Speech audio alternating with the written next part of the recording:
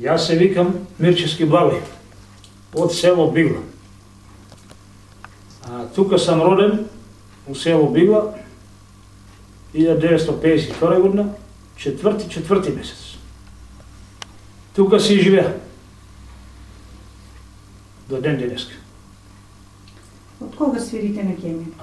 На Ќемене свириме, па речи го, од 15 години. Тога и пасеем овците и го носе со овците, тамо се учех на Ќеменето. Кој те научи да свириш? Па речи го самук, сам се учех. Мерак ми беше, ама не толку и да сам се научил, него па до некаде караме. Свириме. Значи, сами повеќе сте се учили, после сигурно сте се усовршили во свирењето. Добро, после те со колегата тука, некаде се ушалтаваме и со него одиме и на свирење, на многу место одиме. Подалеку и до Бугарија одиме и до туа низ Македонија секаде. Па не караше да одим на повеќе места, ама немаме пашапортите кои не одеме да свириме, поред таа работа. Ќеменето од каде ви е, колку е старо, од што е направено? Ќеменето е правено некаде 75-та година. Прави го е мој комшија од Орехе Ќеменето. Дали свирите денеска активно да свирите, во кои пригоди свирите? Па некој пат кога сме порасположени, кога има време и кога си седна дома и си свира со него. Вечерно време, па некој пат и дења кој е празник. На слави свириме кога доаѓаат. Соборека има тука. Некој пат сам, некој со колегата тука заедно свириме така.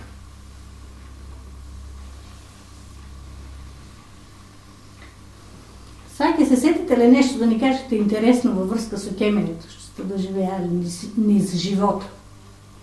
Пошто кажувате дека од дете свирите. Што, например? Па некоја анекдотичка, некоја смешка, негде со задоволство што сте свирели, некој ви дал некоја забелешка, во таа смисла нешто. Ба што знам, те мерако си мерак това што од дете Ќеменето и нема да го оставим се додека можеме, додека... Во првите години дека свирехте највеќе? Првите години? Да. У почетако, кажаа ви, со овците овчарове като дете, 15 годишно дете, и Ќеменето го носе со овците. Браво. Са они може да покротуваше, попасјаше која јас свирек. Малку подоцна на собори имате ли свирени? На собори имаме, па и некаде и на свадби, се не викали на цркви, на освети не викаше и така.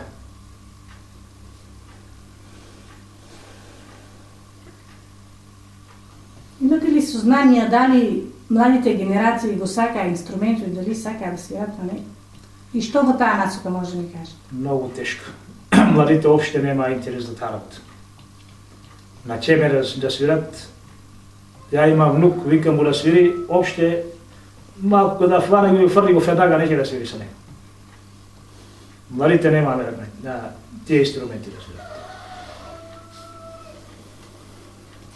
Јас се викам Илиев Методија, у Била сам роден, у Била си живеа.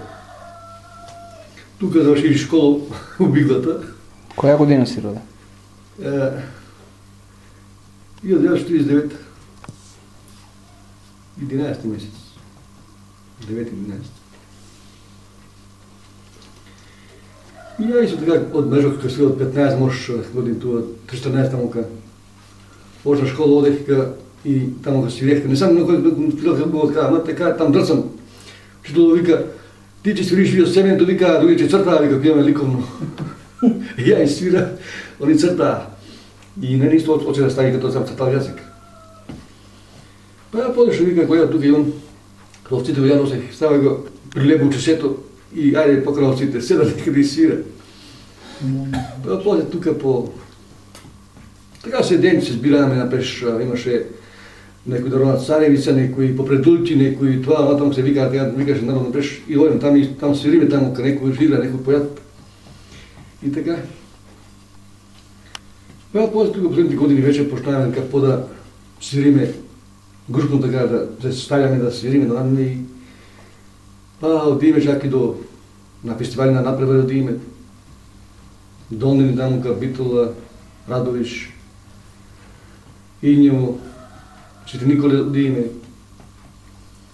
Много сум одили. Иначе чевенето од орехи и оно. А не знам баш како да е изработено. Јас го чувам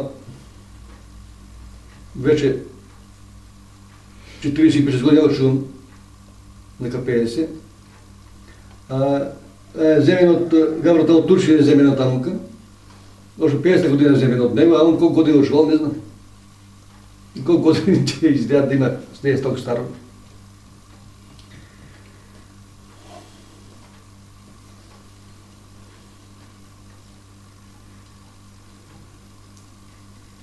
И така, и исто така ден денеска си посилуваме некоја седенка, некоја слава нешто.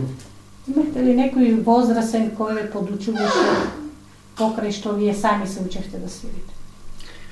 Или да знаете некој возрасен кеменџи? Не сам никој не ме учил да како да гледам кој да свира, освен има баба на тата маќа му, она пое така, па ја наполнија така, дрна така да спое свира, така маме като не учите каде да свира. Ама она пое ја наполнија така и сега си научих од неја.